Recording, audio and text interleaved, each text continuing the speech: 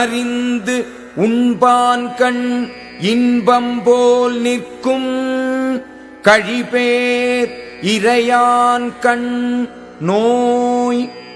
குறைந்த அளவு இன்னதென்று அறிந்து உண்பவனிடத்தில் இன்பம் நிலை நிற்பது போல மிக பெரிதும் உண்பவனிடத்தில் நோய் நிற்கும். அன்பார்ந்த ஆனந்த வாழ்வியல் நேயர்களுக்கு இயற்கை சுகாலயத்தின் பணிவான வணக்கத்தை தெரிவித்துக் கொள்கிறேன். நாம் கடந்த காலமாக சமையலறை வைத்தியம், கிச்சன் ரெமெடி, கிச்சன் கேபினட், அதில் நிறைய மருத்துவ பொருள்கள், மருத்துவ குணங்களை, சமையலறையில் உபயோகிக்கக்கூடிய பொருள்களினுடைய மருத்துவ குணங்களை பார்த்து கொண்டிருக்கிறோம். இன்றைக்கு ஆரோக்கிய பதிவேடில் 9வதாக இன்றைக்கு தக்காளி, டொமேட்டோ, அதுவும் அது சார்ந்த மருத்துவ பயன்களையும் பார்க்குறோம். தக்காளியுடைய தாவர பெயர் லெக்கோபெர்சிஷன், சமஸ்கிருதம் டமாட்டார். இது உபயோகப்படும் பகுதி பழம்.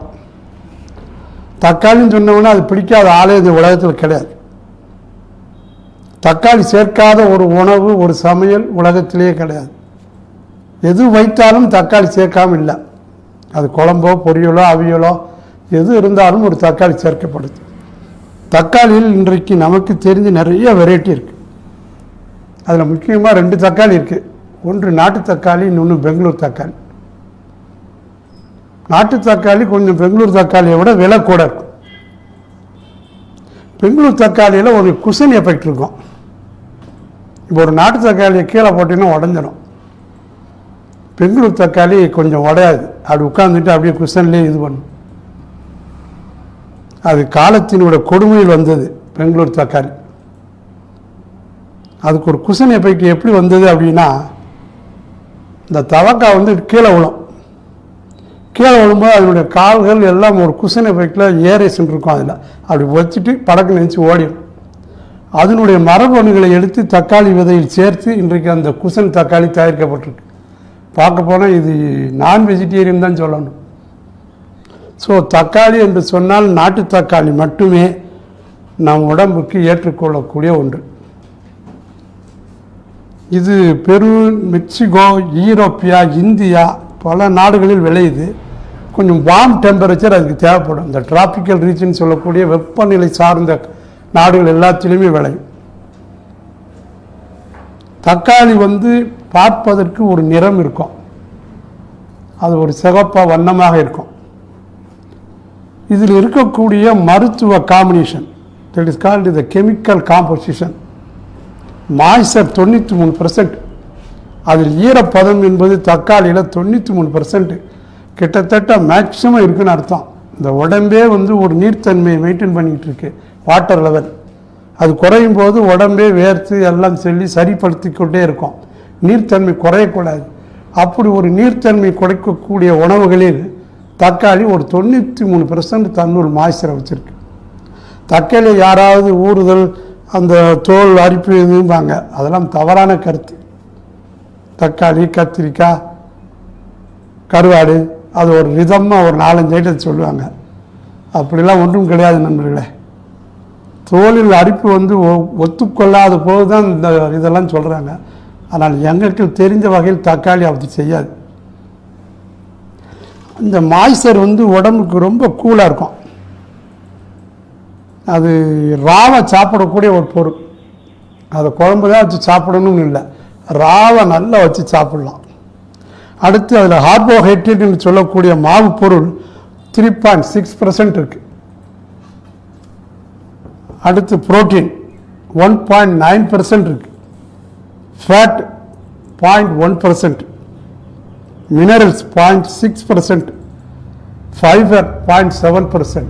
இது போக விட்டமின் ஏ, பி, சி, மினரல்ஸில் பொட்டாசியம் இவ்வளவும் உள்ளடக்கியது. ஒரு மனிதன் தினசரி 2 தக்காளி பழம் ராவா சாப்பிடலாம், தவறே கிடையாது. இதனுடைய மருத்துவ பயன்கள் அப்படின்னு பார்த்தோம்னா, முதல் வந்து ஹை பிபி, இரத்த கொதிப்பு, உயர்நிலை இரத்த கொதிப்புன்னு சொல்லுவாங்க, அதை அரெஸ்ட் பண்ணும்.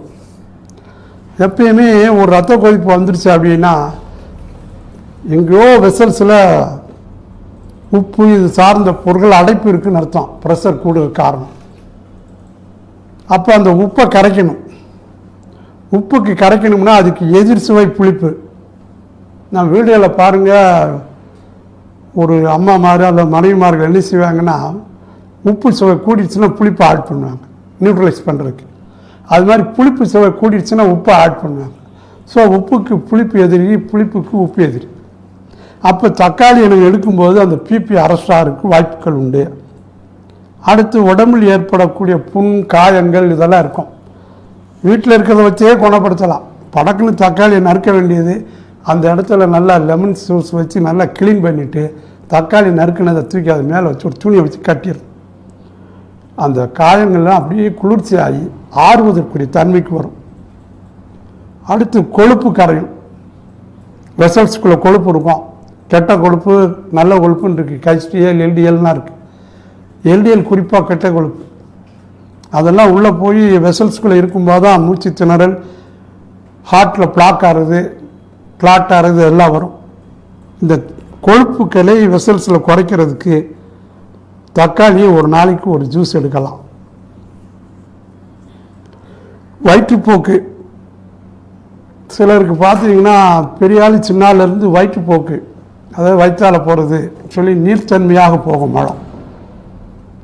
அதுக்கு என்ன செய்யலாம்னா தக்காளியை உதப்பழமாக வாங்கணும். உதப்பழமாக வாங்கி நல்லா நறுக்கி வெயிலில் காய போட்டு திரும்ப அதை பவுடராக்கி வச்சுக்கணும். அதை அந்த நேரத்தில் கொஞ்சம் கரண்டி எடுத்து போட்டு தண்ணி விட்டு சூடாக்கி ஒரு சூஸோ அல்லது சூப் மாதிரி குடிக்கணும். குடித்தோம்னா அந்த வயிற்றுப்போக்கு நிற்கும். அடுத்து ஓபிசிட்டினா உடல் பருமன். இதுக்கு காலையில் தக்காளி மட்டும் உணவாக எடுக்கிறது, வேறு எதுவுமே எடுக்கிறது இல்லை. அப்படின்னா எப்படி எடுக்கலாம்? ஒரு 3 தக்காளி எடுக்க வேண்டியது, நறுக்க வேண்டியது, சின்ன வெங்காயம் கொஞ்சம் போடணும், மிளகு, சீரகம், உளுந்து, கருவேப்பிலை, கொத்தமல்லி தலைகள், ஒரு உருளைக்கிழங்கு நல்லா ஒரு பெரிய கிழங்காய் எடுத்து தோலோடு அலசணும். தோலை உரிச்சிடக்கூடாது, அதை அவிச்சு வச்சிடணும். லேசாக உப்பில் அவிச்சு வச்சிடணும். அப்போ தக்காளி, மிளகு, சீரகம், உளுந்து, வெங்காயம், குறிப்பாக சின்ன வெங்காயம், கார்போஹைட்ரேட்னு சொல்லக்கூடிய ஒரு சத்து வேணுங்கிறதுக்காக உருளைக்கிழங்கு, இதை தோலோடு நறுக்கி வச்சு இதையே காலை உணவாக எடுத்துக்கொண்டே வருமே ஆனால் ஓபிசிட்டிலேருந்து குறைந்து உடல் பருமன் குறையும். தக்காளியை ஜூஸாக எடுக்கலாம், சூப்பாக எடுக்கலாம், பொரிக்கலாம், வதக்கலாம், தக்காளி சட்னி வைக்கலாம், தக்காளியை எந்த ரூபத்திலையும் எடுக்கலாம். அதை விட எளிது குறிப்பாக ராவா தினம் 2 தக்காளியை சாப்பிட்டு கொள்ளலாம். தக்காளியை சாப்பிடுகின்ற பொழுது அதில் உள்ள அமிலச்சத்து, அதாவது அதில் உள்ள ஒரு கெமிக்கல் கேன்சர் வராமல் காப்பாற்றுதுன்னு சொல்லி இப்போ மருத்துவ குறிப்புகள் சொல்லுது. எனவே தக்காளியை தொடர்ந்து சாப்பிட வேணும். மறக்காமல் ஆனந்த வாழ்வியல் சேனலை சப்ஸ்கிரைப் பண்ணுங்கள்.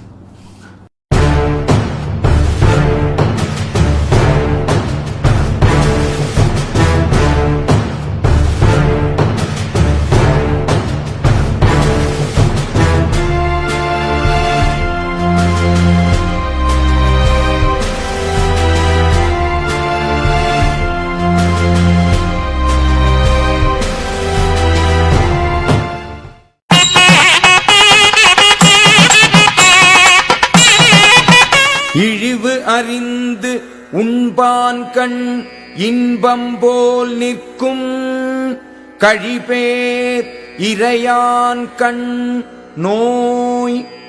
குறைந்த அளவு இன்னதென்று அறிந்து உண்பவனிடத்தில் இன்பம் நிலை நிற்பது போல மிக பெரிதும் உண்பவனிடத்தில் நோய் நிற்கும். அன்பார்ந்த ஆனந்த வாழ்வியல் நேயர்களுக்கு இயற்கை சுகாலயத்தின் பணிவான வணக்கத்தை தெரிவித்துக் கொள்கிறேன். நாம் கடந்த காலமாக சமையலறை வைத்தியம், கிச்சன் ரெமெடி, கிச்சன் கேபினட், அதில் நிறைய மருத்துவ பொருள்கள், மருத்துவ குணங்களை, சமையலறையில் உபயோகிக்கக்கூடிய பொருள்களினுடைய மருத்துவ குணங்களை பார்த்து கொண்டிருக்கிறோம். இன்றைக்கு ஆரோக்கிய பதிவேடில் 9வதாக இன்றைக்கு தக்காளி, டொமேட்டோ, அதுவும் அது சார்ந்த மருத்துவ பயன்களையும் பார்க்குறோம். தக்காளியுடைய தாவர பெயர் லெக்கோபெர்சிஷன், சமஸ்கிருதம் டமாட்டார். இது உபயோகப்படும் பகுதி பழம். தக்காளின்னு சொன்னோம்னா அது பிடிக்காத ஆளே இது உலகத்தில் கிடையாது. தக்காளி சேர்க்காத ஒரு உணவு ஒரு சமையல் உலகத்திலேயே கிடையாது. எது வைத்தாலும் தக்காளி சேர்க்காம இல்லை. அது குழம்போ பொரியலோ அவியலோ எது இருந்தாலும் ஒரு தக்காளி சேர்க்கப்படுது. தக்காளியில் இன்றைக்கு நமக்கு தெரிஞ்ச நிறைய வெரைட்டி இருக்குது. அதில் முக்கியமாக 2 தக்காளி இருக்குது. ஒன்று நாட்டு தக்காளி, இன்னொன்று பெங்களூர் தக்காளி. நாட்டு தக்காளி கொஞ்சம் பெங்களூர் தக்காளியை விட விலை கூட இருக்கும். பெங்களூர் தக்காளியில் ஒரு குஷன் எஃபெக்ட் இருக்கும். இப்போ ஒரு நாட்டு தக்காளியை கீழே போட்டிங்கன்னா உடஞ்சிடும். பெங்களூர் தக்காளி கொஞ்சம் உடையாது. அப்படி உட்காந்துட்டு அப்படியே குஷன்லேயே இது பண்ணும். அது காலத்தினோட கொடுமையில் வந்தது பெங்களூர் தக்காளி. அதுக்கு ஒரு குஷன் எஃபெக்ட் எப்படி வந்தது அப்படின்னா, இந்த தவக்காய் வந்து கீழே விழும். கீழே விழும்போது அதனுடைய கால்கள் எல்லாம் ஒரு குஷன் எஃபெக்டில் ஏரேஷன் இருக்கும். அதில் அப்படி வச்சுட்டு படக்கு நினச்சி ஓடிடும். அதனுடைய மரபணுகளை எடுத்து தக்காளி விதையில் சேர்த்து இன்றைக்கு அந்த குஷன் தக்காளி தயாரிக்கப்பட்டிருக்கு. பார்க்க போனால் இது நான் வெஜிடேரியன் தான் சொல்லணும். ஸோ தக்காளி என்று சொன்னால் நாட்டு தக்காளி மட்டுமே நம் உடம்புக்கு ஏற்றுக்கொள்ளக்கூடிய ஒன்று. இது பெரு, மெக்சிகோ, ஈரோப்பியா, இந்தியா பல நாடுகளில் விளையுது. கொஞ்சம் வார்ம் டெம்பரேச்சர் அதுக்கு தேவைப்படும். இந்த டிராபிக்கல் ரீஜன் சொல்லக்கூடிய வெப்பநிலை சார்ந்த நாடுகள் எல்லாத்திலுமே விளையும். தக்காளி வந்து பார்ப்பதற்கு ஒரு நிறம் இருக்கும். அது ஒரு சிவப்பாக வண்ணமாக இருக்கும். இதில் இருக்கக்கூடிய மருத்துவ combination, that is called the chemical composition. Moisture 93%. அதில் ஈரப்பதம் என்பது தக்காளியில் 93%, கிட்டத்தட்ட மேக்சிமம் இருக்குன்னு அர்த்தம். இந்த உடம்பே வந்து ஒரு நீர்த்தன்மையை மெயின்டைன் பண்ணிக்கிட்டு இருக்கு, வாட்டர் லெவல். அது குறையும் போது உடம்பே வேர்த்து எல்லாம் சொல்லி சரிப்படுத்தி கொண்டே இருக்கும். நீர்த்தன்மை குறையக்கூடாது. அப்படி ஒரு நீர்த்தன்மை குறைக்கக்கூடிய உணவுகளில் தக்காளி ஒரு 93% தன்னுள் மாய்ச்சரை வச்சுருக்கு. தக்காளி யாராவது ஊறுதல், அந்த தோல் அரிப்பு எதுவாங்க, அதெல்லாம் தவறான கருத்து. தக்காளி, கத்திரிக்காய், கருவாடு அது ஒரு விதமாக ஒரு 4-5 ஐட்டம் சொல்லுவாங்க. அப்படிலாம் ஒன்றும் கிடையாது நண்பர்களே. தோலில் அரிப்பு வந்து ஒத்துக்கொள்ளாத போது தான் இந்த இதெல்லாம் சொல்கிறாங்க. ஆனால் எங்களுக்கு தெரிஞ்ச வகையில் தக்காளி அப்படி செய்யாது. இந்த மாய்ச்சர் வந்து உடம்புக்கு ரொம்ப கூலாக இருக்கும். அது ராவை சாப்பிடக்கூடிய ஒரு பொருள். அதை குழம்பு தான் வச்சு சாப்பிடணும்னு இல்லை, ராவை நல்லா வச்சு சாப்பிடலாம். அடுத்து அதில் கார்போஹைட்ரேட்னு சொல்லக்கூடிய மாவு பொருள் 3.6% இருக்குது. அடுத்து புரோட்டீன் 1.9% இருக்குது. Fat 0.1%, minerals 0.6%, fibre 0.7%.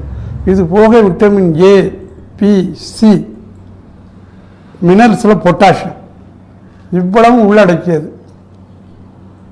ஒரு மனிதன் தினசரி 2 தக்காளி பழம் ராவா சாப்பிடலாம், தவறே கிடையாது. இதனுடைய மருத்துவ பயன்கள் அப்படின்னு பார்த்தோம்னா, முதல் வந்து ஹை பிபி, இரத்த கொதிப்பு, உயர்நிலை இரத்த கொதிப்புன்னு சொல்லுவாங்க, அதை அரெஸ்ட் பண்ணும்.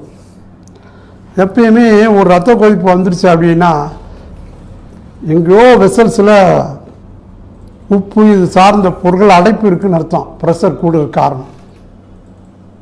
அப்போ அந்த உப்பை கரைக்கணும். உப்புக்கு கரைக்கணும்னா அதுக்கு எதிர் சுவை புளிப்பு. நான் வீடுகளில் பாருங்கள், ஒரு அம்மாமார் அந்த மனைவிமார்கள் என்ன செய்வாங்கன்னா, உப்பு சுவை கூடிடுச்சுன்னா புளிப்பை ஆட் பண்ணுவாங்க நியூட்ரலைஸ் பண்ணுறதுக்கு. அது மாதிரி புளிப்பு சுவை கூடிடுச்சுன்னா உப்பை ஆட் பண்ணுவாங்க. ஸோ உப்புக்கு புளிப்பு எதிரி, புளிப்புக்கு உப்பு எதிரி. அப்போ தக்காளி எனக்கு எடுக்கும்போது அந்த பிபி அரசாருக்கு வாய்ப்புகள் உண்டு. அடுத்து உடம்பில் ஏற்படக்கூடிய புண், காயங்கள் இதெல்லாம் இருக்கும்.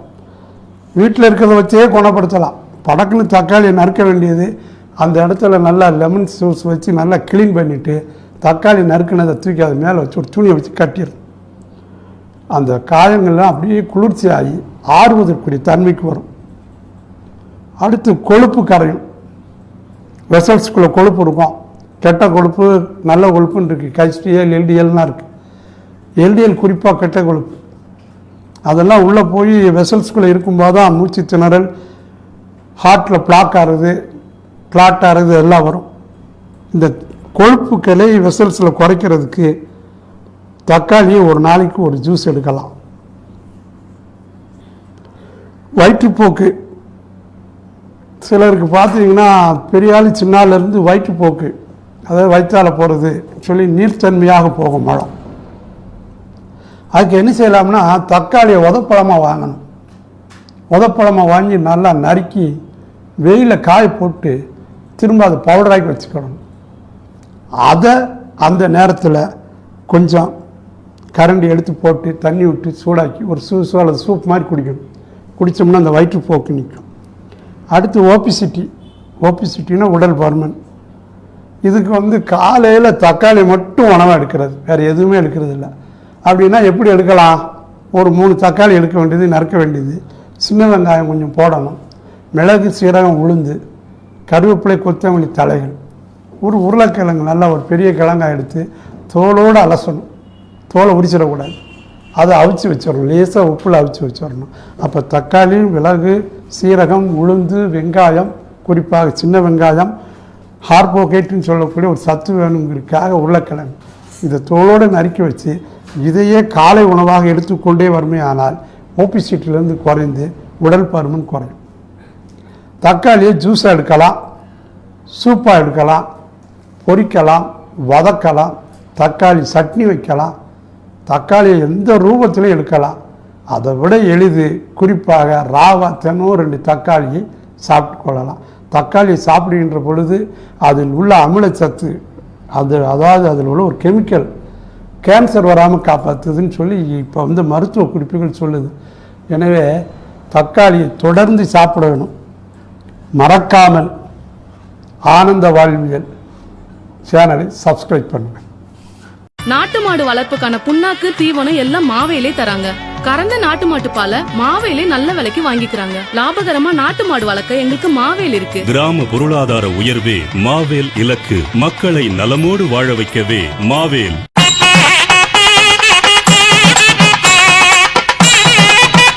இழிவு அறிந்து உண்பான் கண் இன்பம் போல் நிற்கும் கழிபேர் இறையான் கண் நோய். குறைந்த அளவு இன்னதென்று அறிந்து உண்பவனிடத்தில் இன்பம் நிலை நிற்பது போல மிக பெரிதும் உண்பவனிடத்தில் நோய் நிற்கும். அன்பார்ந்த ஆனந்த வாழ்வியல் நேயர்களுக்கு இயற்கை சுகாலயத்தின் பணிவான வணக்கத்தை தெரிவித்துக் கொள்கிறேன். நாம் கடந்த காலமாக சமையலறை வைத்தியம், கிச்சன் ரெமெடி, கிச்சன் கேபினட், அதில் நிறைய மருத்துவ பொருள்கள், மருத்துவ குணங்களை, சமையலறையில் உபயோகிக்கக்கூடிய பொருள்களினுடைய மருத்துவ குணங்களை பார்த்து கொண்டிருக்கிறோம். இன்றைக்கு ஆரோக்கிய பதிவேடில் 9வதாக இன்றைக்கு தக்காளி, டொமேட்டோ, அதுவும் அது சார்ந்த மருத்துவ பயன்களையும் பார்க்குறோம். தக்காளியுடைய தாவர பெயர் லெக்கோபெர்சிஷன், சமஸ்கிருதம் டமாட்டார். இது உபயோகப்படும் பகுதி பழம். தக்காளின்னு சொன்னோம்னா அது பிடிக்காத ஆளே இந்த உலகத்தில் கிடையாது. தக்காளி சேர்க்காத ஒரு உணவு, ஒரு சமையல் உலகத்திலேயே கிடையாது. எது வைத்தாலும் தக்காளி சேர்க்காமல் இல்லை. அது குழம்போ பொரியலோ அவியலோ எது இருந்தாலும் ஒரு தக்காளி சேர்க்கப்படுது. தக்காளியில் இன்றைக்கு நமக்கு தெரிஞ்ச நிறைய வெரைட்டி இருக்குது. அதில் முக்கியமாக 2 தக்காளி இருக்குது. ஒன்று நாட்டு தக்காளி, இன்னொன்று பெங்களூர் தக்காளி. நாட்டு தக்காளி கொஞ்சம் பெங்களூர் தக்காளியை விட விலை கூட இருக்கும். பெங்களூர் தக்காளியில் ஒரு குஷன் எஃபெக்ட் இருக்கும். இப்போ ஒரு நாட்டு தக்காளியை கீழே போட்டிங்கன்னா உடஞ்சிடும். பெங்களூர் தக்காளி கொஞ்சம் உடையாது, அப்படி உட்காந்துட்டு அப்படியே குஷன்லேயே இது பண்ணும். அது காலத்தினோட கொடுமையில் வந்தது பெங்களூர் தக்காளி. அதுக்கு ஒரு குஷன் எஃபெக்ட் எப்படி வந்தது அப்படின்னா, இந்த தவக்காய் கீழே விழும். கீழே விழும்போது அதனுடைய கால்கள் எல்லாம் ஒரு குஷன் எஃபெக்டில் ஏரேஷன் இருக்கும். அதில் அப்படி வச்சுட்டு படக்கு நினச்சி ஓடிடும். அதனுடைய மரபணுகளை எடுத்து தக்காளி விதையில் சேர்த்து இன்றைக்கு அந்த குஷன் தக்காளி தயாரிக்கப்பட்டிருக்கு. பார்க்க போனால் இது நான் வெஜிடேரியன் தான் சொல்லணும். ஸோ தக்காளி என்று சொன்னால் நாட்டு தக்காளி மட்டுமே நம் உடம்புக்கு ஏற்றுக்கொள்ளக்கூடிய ஒன்று. இது பெரு, மெக்சிகோ, ஈரோப்பியா, இந்தியா பல நாடுகளில் விளையுது. கொஞ்சம் வார்ம் டெம்பரேச்சர் அதுக்கு தேவைப்படும். இந்த டிராபிக்கல் ரீஜன் சொல்லக்கூடிய வெப்பநிலை சார்ந்த நாடுகள் எல்லாத்திலையுமே விளையும். தக்காளி வந்து பார்ப்பதற்கு ஒரு நிறம் இருக்கும், அது ஒரு சிகப்பாக வண்ணமாக இருக்கும். இதில் இருக்கக்கூடிய மருத்துவ combination, that is called the chemical composition. Moisture 93%, அதில் ஈரப்பதம் என்பது தக்காளியில் 93%, கிட்டத்தட்ட மேக்சிமம் இருக்குன்னு அர்த்தம். இந்த உடம்பே வந்து ஒரு நீர்த்தன்மையை மெயின்டைன் பண்ணிக்கிட்டு இருக்கு, வாட்டர் லெவல். அது குறையும் போது உடம்பே வேர்த்து எல்லாம் சொல்லி சரிப்படுத்தி கொண்டே இருக்கும். நீர்த்தன்மை குறையக்கூடாது. அப்படி ஒரு நீர்த்தன்மை குறைக்கக்கூடிய உணவுகளில் தக்காளி ஒரு 93% தன்னுள் மாய்ச்சரை வச்சுருக்கு. தக்காளி யாராவது ஊறுதல், அந்த தோல் அரிப்பு இதும்பாங்க, அதெல்லாம் தவறான கருத்து. தக்காளி, கத்திரிக்காய், கருவாடு அது ஒரு விதமாக ஒரு 4-5 ஐட்டம் சொல்லுவாங்க. அப்படிலாம் ஒன்றும் கிடையாது நண்பர்களே. தோலில் அரிப்பு வந்து ஒத்துக்கொள்ளாத போது தான் இந்த இதெல்லாம் சொல்கிறாங்க. ஆனால் எங்களுக்கு தெரிஞ்ச வகையில் தக்காளி அப்படி செய்யாது. இந்த மாய்ச்சர் வந்து உடம்புக்கு ரொம்ப கூலாக இருக்கும். அது ராவை சாப்பிடக்கூடிய ஒரு பொருள். அதை குழம்பு தான் வச்சு சாப்பிடணும்னு இல்லை, ராவை நல்லா வச்சு சாப்பிடலாம். அடுத்து அதில் கார்போஹைட்ரேட்னு சொல்லக்கூடிய மாவு பொருள் 3.6% இருக்குது. அடுத்து புரோட்டீன் 1.9% இருக்குது.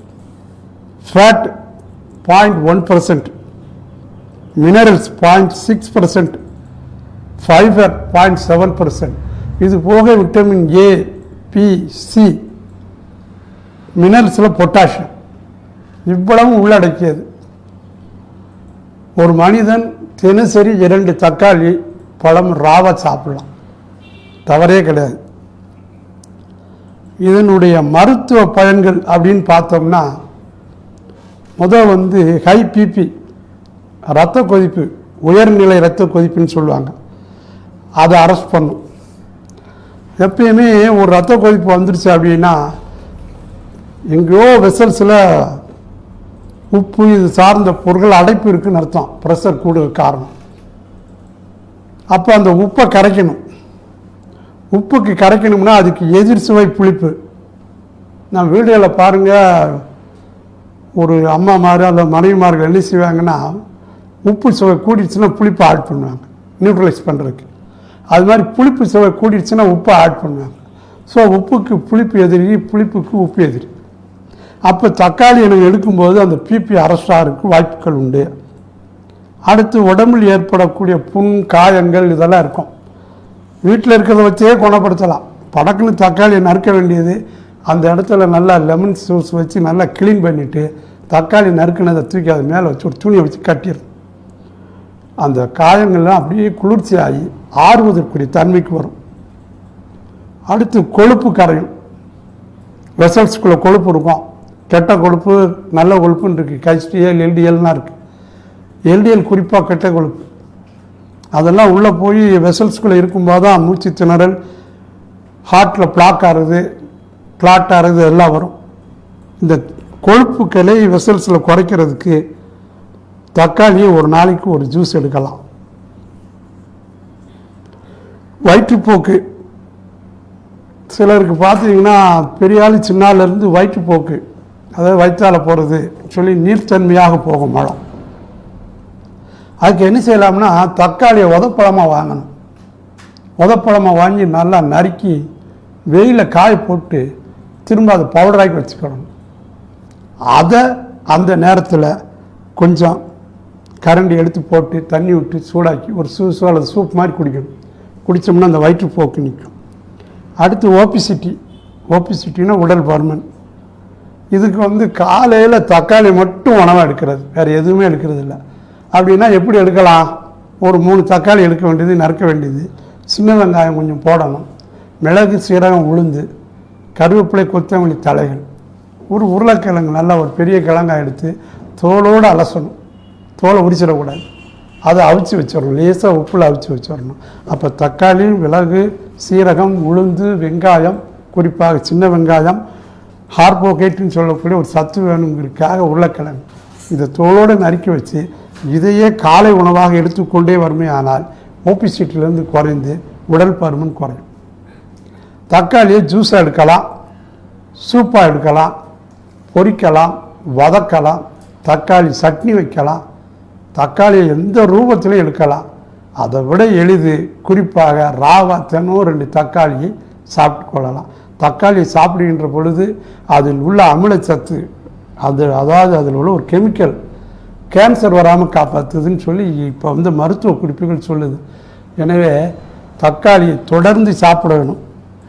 மறக்காமல் ஆனந்த வாழ்வியல் சேனலை சப்ஸ்கிரைப் பண்ணுங்கள்.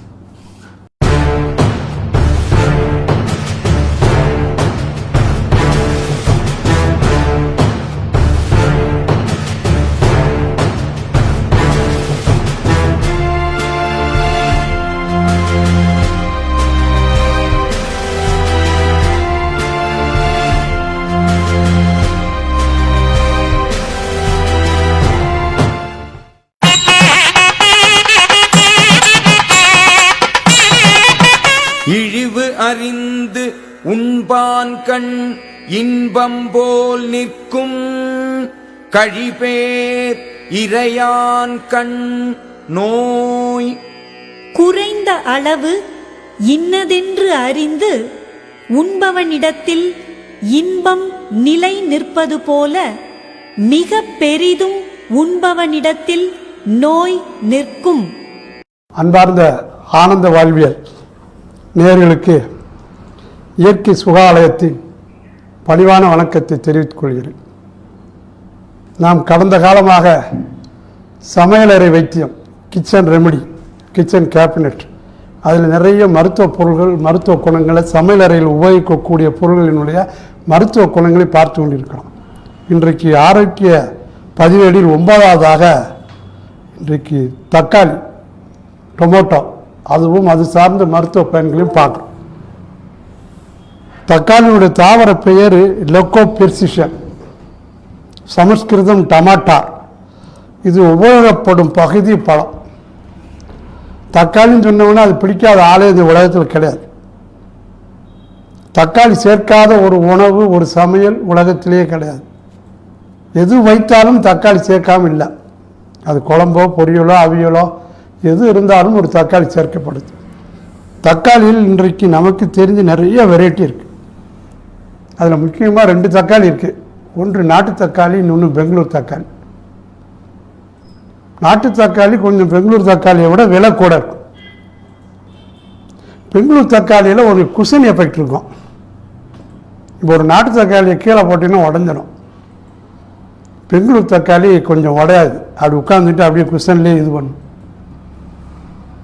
அது காலத்தினுடைய கொடுமையில் வந்தது பெங்களூர் தக்காளி. அதுக்கு ஒரு குஷன் எஃபெக்ட் எப்படி வந்தது அப்படின்னா, இந்த தவக்காய் கீழே விழும். கீழே விழும்போது அதனுடைய கால்கள் எல்லாம் ஒரு குஷன் எஃபெக்டில் ஏரேஷன் இருக்கும். அதில் அப்படி வச்சுட்டு படக்கு நினச்சி ஓடிடும். அதனுடைய மரபணுகளை எடுத்து தக்காளி விதையில் சேர்த்து இன்றைக்கு அந்த குஷன் தக்காளி தயாரிக்கப்பட்டிருக்கு. பார்க்க போனால் இது நான் வெஜிடேரியன் தான் சொல்லணும். ஸோ தக்காளி என்று சொன்னால் நாட்டு தக்காளி மட்டுமே நம் உடம்புக்கு ஏற்றுக்கொள்ளக்கூடிய ஒன்று. இது பெரு, மெக்சிகோ, ஈரோப்பியா, இந்தியா பல நாடுகளில் விளையுது. கொஞ்சம் வார்ம் டெம்பரேச்சர் அதுக்கு தேவைப்படும். இந்த டிராபிக்கல் ரீஜன் சொல்லக்கூடிய வெப்பநிலை சார்ந்த நாடுகள் எல்லாத்திலுமே விளையும். தக்காளி பார்ப்பதற்கு ஒரு நிறம் இருக்கும். அது ஒரு சிவப்பாக வண்ணமாக இருக்கும். இதில் இருக்கக்கூடிய மருத்துவ combination, that is called the chemical composition. Moisture 93%. அதில் ஈரப்பதம் என்பது தக்காளியில் 93%, கிட்டத்தட்ட மேக்சிமம் இருக்குன்னு அர்த்தம். இந்த உடம்பே ஒரு நீர்த்தன்மையை மெயின்டைன் பண்ணிக்கிட்டு இருக்கு, வாட்டர் லெவல். அது குறையும் போது உடம்பே வேர்த்து எல்லாம் சொல்லி சரிப்படுத்தி கொண்டே இருக்கும். நீர்த்தன்மை குறையக்கூடாது. அப்படி ஒரு நீர்த்தன்மை குறைக்கக்கூடிய உணவுகளில் தக்காளி ஒரு 93% தன்னுள் மாய்ச்சரை வச்சுருக்கு. தக்காளி யாராவது ஊறுதல், அந்த தோல் அரிப்பு எதுவாங்க, அதெல்லாம் தவறான கருத்து. தக்காளி, கத்திரிக்காய், கருவாடு அது ஒரு விதமாக ஒரு 4-5 ஐட்டம் சொல்லுவாங்க. அப்படிலாம் ஒன்றும் கிடையாது நண்பர்களே. தோலில் அரிப்பு வந்து ஒத்துக்கொள்ளாத போது தான் இந்த இதெல்லாம் சொல்கிறாங்க. ஆனால் எங்களுக்கு தெரிஞ்ச வகையில் தக்காளி அப்படி செய்யாது. இந்த மாய்ச்சர் வந்து உடம்புக்கு ரொம்ப கூலாக இருக்கும். அது ராவை சாப்பிடக்கூடிய ஒரு பொருள். அதை குழம்பு தான் வச்சு சாப்பிடணும்னு இல்லை, ராவை நல்லா வச்சு சாப்பிடலாம். அடுத்து அதில் கார்போஹைட்ரேட்னு சொல்லக்கூடிய மாவு பொருள் 3.6% இருக்குது. அடுத்து புரோட்டீன் 1.9% இருக்குது. Fat 0.1%, minerals 0.6%, fibre 0.7%. இது போக விட்டமின் ஏ, பி, சி, மினரல்ஸில் பொட்டாசியம் இவ்வளவும் உள்ளடக்கியது. ஒரு மனிதன் தினசரி 2 தக்காளி பழம் ராவா சாப்பிடலாம், தவறே கிடையாது. இதனுடைய மருத்துவ பயன்கள் அப்படின்னு பார்த்தோம்னா, முதல் வந்து ஹை பிபி, இரத்த கொதிப்பு, உயர்நிலை இரத்த கொதிப்புன்னு சொல்லுவாங்க, அதை அரெஸ்ட் பண்ணும். எப்பயுமே ஒரு இரத்த கொதிப்பு வந்துருச்சு அப்படின்னா எங்கேயோ வெசல்ஸில் உப்பு இது சார்ந்த பொருட்கள் அடைப்பு இருக்குன்னு அர்த்தம், ப்ரெஷர் கூடுதல் காரணம். அப்போ அந்த உப்பை கரைக்கணும். உப்புக்கு கரைக்கணும்னா அதுக்கு எதிர் சுவை புளிப்பு. நான் வீடுகளில் பாருங்கள், ஒரு அம்மாமார் அல்ல மனைவிமார்கள் என்ன செய்வாங்கன்னா, உப்பு சுவை கூடிடுச்சுன்னா புளிப்பை ஆட் பண்ணுவாங்க நியூட்ரலைஸ் பண்ணுறதுக்கு. அது மாதிரி புளிப்பு சுவை கூடிடுச்சுன்னா உப்பை ஆட் பண்ணுவாங்க. ஸோ உப்புக்கு புளிப்பு எதிரி, புளிப்புக்கு உப்பு எதிரி. அப்போ தக்காளி எனக்கு எடுக்கும்போது அந்த பிபி அரஸ்டாருக்கு வாய்ப்புகள் உண்டு. அடுத்து உடம்பில் ஏற்படக்கூடிய புண், காயங்கள் இதெல்லாம் இருக்கும்.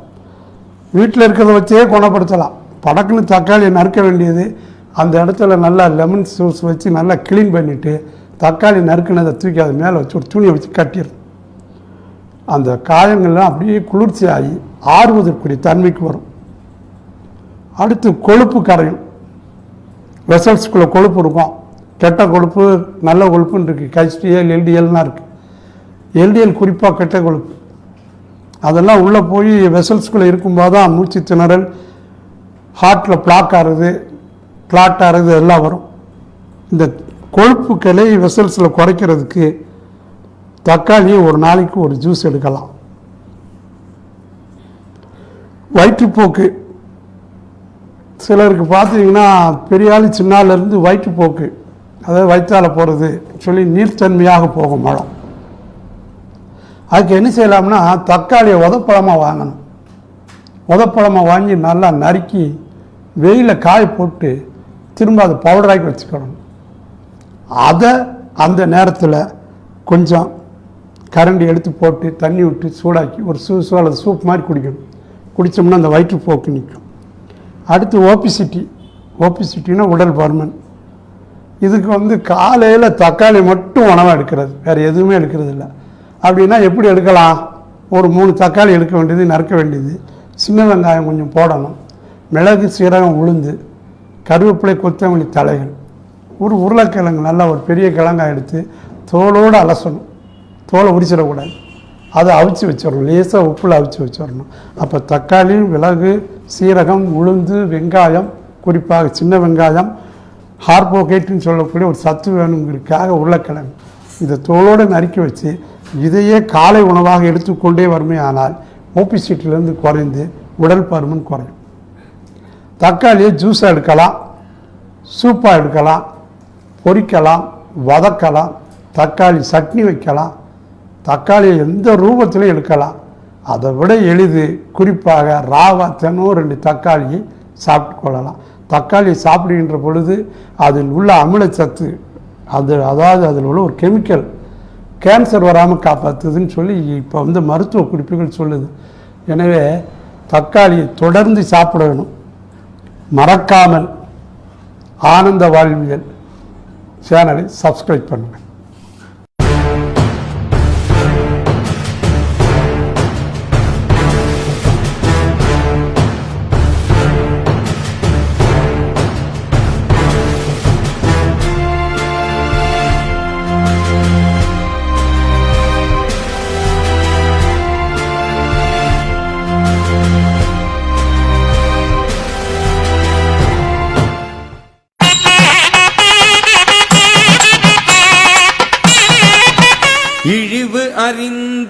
உண்பான்கண் இன்பம் போல் நிற்கும் கழிபேர் இறையான் கண் நோய். குறைந்த அளவு இன்னதென்று அறிந்து உண்பவனிடத்தில் இன்பம் நிலை நிற்பது போல மிக பெரிதும் உண்பவனிடத்தில் நோய் நிற்கும். அன்பார்ந்த ஆனந்த வாழ்வியல் நேயர்களுக்கு இயற்கை சுகாலயத்தின் பணிவான வணக்கத்தை தெரிவித்துக் கொள்கிறேன். நாம் கடந்த காலமாக சமையலறை வைத்தியம், கிச்சன் ரெமெடி, கிச்சன் கேபினட், அதில் நிறைய மருத்துவ பொருள்கள், மருத்துவ குணங்களை, சமையலறையில் உபயோகிக்கக்கூடிய பொருள்களினுடைய மருத்துவ குணங்களை பார்த்து கொண்டிருக்கிறோம். இன்றைக்கு ஆரோக்கிய பதிவேடில் 9வதாக இன்றைக்கு தக்காளி, டொமேட்டோ, அதுவும் அது சார்ந்த மருத்துவ பயன்களையும் பார்க்குறோம். தக்காளியுடைய தாவர பெயர் லெக்கோபெர்சிஷன், சமஸ்கிருதம் டமாட்டார். இது உபயோகப்படும் பகுதி பழம். தக்காளின்னு சொன்னோம்னா அது பிடிக்காத ஆளே இந்த உலகத்தில் கிடையாது. தக்காளி சேர்க்காத ஒரு உணவு, ஒரு சமையல் உலகத்திலேயே கிடையாது. எது வைத்தாலும் தக்காளி சேர்க்காமல் இல்லை. அது குழம்போ பொரியலோ அவியலோ எது இருந்தாலும் ஒரு தக்காளி சேர்க்கப்படுது. தக்காளியில் இன்றைக்கு நமக்கு தெரிஞ்ச நிறைய வெரைட்டி இருக்குது. அதில் முக்கியமாக 2 தக்காளி இருக்குது. ஒன்று நாட்டு தக்காளி, இன்னொன்று பெங்களூர் தக்காளி. நாட்டு தக்காளி கொஞ்சம் பெங்களூர் தக்காளியை விட விலை கூட இருக்கும். பெங்களூர் தக்காளியில் ஒரு குஷன் எஃபெக்ட் இருக்கும். இப்போ ஒரு நாட்டு தக்காளியை கீழே போட்டிங்கன்னா உடஞ்சிடும். பெங்களூர் தக்காளி கொஞ்சம் உடையாது. அப்படி உட்காந்துட்டு அப்படியே குஷன்லேயே இது பண்ணும். அது காலத்தினோட கொடுமையில் வந்தது பெங்களூர் தக்காளி. அதுக்கு ஒரு குஷன் எஃபெக்ட் எப்படி வந்தது அப்படின்னா, இந்த தவக்காய் வந்து கீழே விழும். கீழே விழும்போது அதனுடைய கால்கள் எல்லாம் ஒரு குஷன் எஃபெக்டில் ஏரேஷன் இருக்கும். அதில் அப்படி வச்சுட்டு படக்கு நினச்சி ஓடிடும். அதனுடைய மரபணுகளை எடுத்து தக்காளி விதையில் சேர்த்து இன்றைக்கு அந்த குஷன் தக்காளி தயாரிக்கப்பட்டிருக்கு. பார்க்க போனால் இது நான் வெஜிடேரியன் தான் சொல்லணும். ஸோ தக்காளி என்று சொன்னால் நாட்டு தக்காளி மட்டுமே நம் உடம்புக்கு ஏற்றுக்கொள்ளக்கூடிய ஒன்று. இது பெரு, மெக்சிகோ, ஈரோப்பியா, இந்தியா பல நாடுகளில் விளையுது. கொஞ்சம் வார்ம் டெம்பரேச்சர் அதுக்கு தேவைப்படும். இந்த டிராபிக்கல் ரீஜன் சொல்லக்கூடிய வெப்பநிலை சார்ந்த நாடுகள் எல்லாத்திலையுமே விளையும். தக்காளி வந்து பார்ப்பதற்கு ஒரு நிறம் இருக்கும். அது ஒரு சிகப்பாக வண்ணமாக இருக்கும். இதில் இருக்கக்கூடிய மருத்துவ combination, that is called the chemical composition. Moisture 93%. அதில் ஈரப்பதம் என்பது தக்காளியில் 93%, கிட்டத்தட்ட மேக்சிமம் இருக்குன்னு அர்த்தம். இந்த உடம்பே வந்து ஒரு நீர்த்தன்மையை மெயின்டைன் பண்ணிக்கிட்டு இருக்கு, வாட்டர் லெவல். அது குறையும் போது உடம்பே வேர்த்து எல்லாம் சொல்லி சரிப்படுத்தி கொண்டே இருக்கும். நீர்த்தன்மை குறையக்கூடாது. அப்படி ஒரு நீர்த்தன்மை குறைக்கக்கூடிய உணவுகளில் தக்காளி ஒரு 93% தன்னுள் மாய்ச்சரை வச்சுருக்கு. தக்காளி யாராவது ஊறுதல், அந்த தோல் அரிப்பு இதும்பாங்க, அதெல்லாம் தவறான கருத்து. தக்காளி, கத்திரிக்காய், கருவாடு அது ஒரு விதமாக ஒரு 4-5 ஐட்டம் சொல்லுவாங்க. அப்படிலாம் ஒன்றும் கிடையாது நண்பர்களே. தோலில் அரிப்பு வந்து ஒத்துக்கொள்ளாத போது தான் இந்த இதெல்லாம் சொல்கிறாங்க. ஆனால் எங்களுக்கு தெரிஞ்ச வகையில் தக்காளி அப்படி செய்யாது. இந்த மாய்ச்சர் வந்து உடம்புக்கு ரொம்ப கூலாக இருக்கும். அது ராவை சாப்பிடக்கூடிய ஒரு பொருள். அதை குழம்பு தான் வச்சு சாப்பிடணும்னு இல்லை, ராவை நல்லா வச்சு சாப்பிடலாம். அடுத்து அதில் கார்போஹைட்ரேட்னு சொல்லக்கூடிய மாவு பொருள் 3.6% இருக்குது. அடுத்து புரோட்டீன் 1.9% இருக்குது. Fat 0.1%, minerals 0.6%, fibre 0.7%. இது போக விட்டமின் ஏ, பி, சி, மினரல்ஸில் பொட்டாசியம் இவ்வளவும் உள்ளடக்கியது. ஒரு மனிதன் தினசரி 2 தக்காளி பழம் ராவா சாப்பிடலாம், தவறே கிடையாது. இதனுடைய மருத்துவ பயன்கள் அப்படின்னு பார்த்தோம்னா, முதல் வந்து ஹை பிபி, இரத்த கொதிப்பு, உயர்நிலை இரத்த கொதிப்புன்னு சொல்லுவாங்க, அதை அரெஸ்ட் பண்ணும். எப்பயுமே ஒரு இரத்த கொதிப்பு வந்துருச்சு அப்படின்னா எங்கேயோ வெசல்ஸில் உப்பு இது சார்ந்த பொருட்கள் அடைப்பு இருக்குன்னு அர்த்தம். ப்ரெஷர் கூடுற காரணம். அப்போ அந்த உப்பை கரைக்கணும். உப்புக்கு கரைக்கணும்னா அதுக்கு எதிர் சுவை புளிப்பு. நான் வீடுகளில் பாருங்கள், ஒரு அம்மாமார் அல்ல மனைவிமார்கள் என்ன செய்வாங்கன்னா, உப்பு சுவை கூடிடுச்சுன்னா புளிப்பை ஆட் பண்ணுவாங்க நியூட்ரலைஸ் பண்ணுறதுக்கு. அது மாதிரி புளிப்பு சுவை கூடிடுச்சுன்னா உப்பை ஆட் பண்ணுவாங்க. ஸோ உப்புக்கு புளிப்பு எதிரி, புளிப்புக்கு உப்பு எதிரி. அப்போ தக்காளி எனக்கு எடுக்கும்போது அந்த பிபி அரெஸ்டாருக்கு வாய்ப்புகள் உண்டு. அடுத்து உடம்பில் ஏற்படக்கூடிய புண், காயங்கள் இதெல்லாம் இருக்கும். வீட்டில் இருக்கிறத வச்சே குணப்படுத்தலாம். படக்குன்னு தக்காளியை நறுக்க வேண்டியது, அந்த இடத்துல நல்லா லெமன் ஜூஸ் வச்சு நல்லா க்ளீன் பண்ணிவிட்டு தக்காளி நறுக்குனதை தூக்கி அது மேலே வச்சு ஒரு துணியை வச்சு கட்டிடும். அந்த காயங்கள்லாம் அப்படியே குளிர்ச்சி ஆகி ஆறுவதற்குரிய தன்மைக்கு வரும். அடுத்து கொழுப்பு கரையும். வெசல்ஸ்குள்ளே கொழுப்பு இருக்கும். கெட்ட கொழுப்பு, நல்ல கொழுப்புன்னு இருக்குது. HDL, LDLலாம் இருக்குது. LDL குறிப்பாக கெட்ட கொழுப்பு.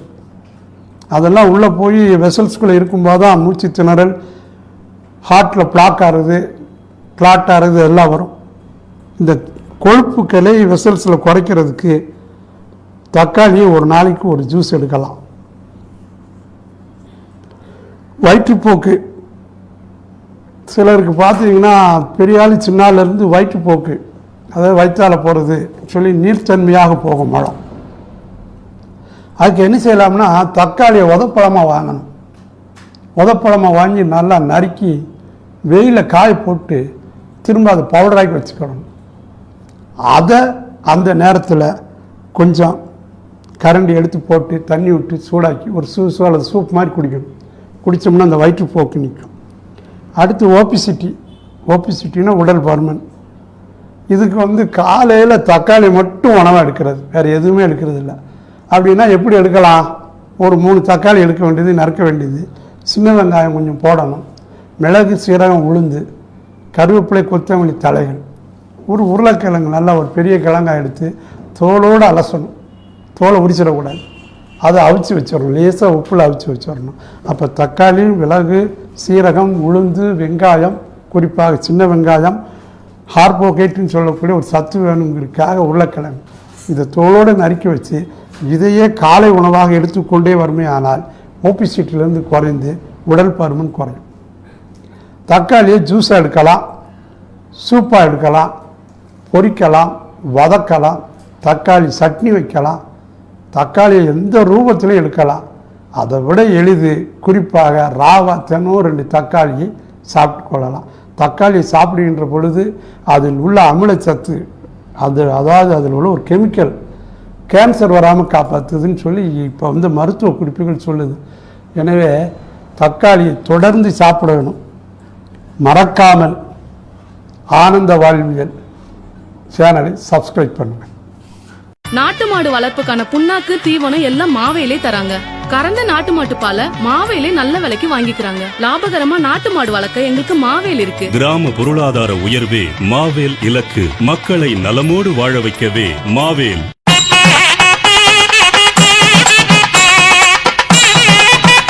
இழிவு அறிந்து உண்பான் கண் இன்பம் போல் நிற்கும் கழிபேர் இறையான் கண் நோ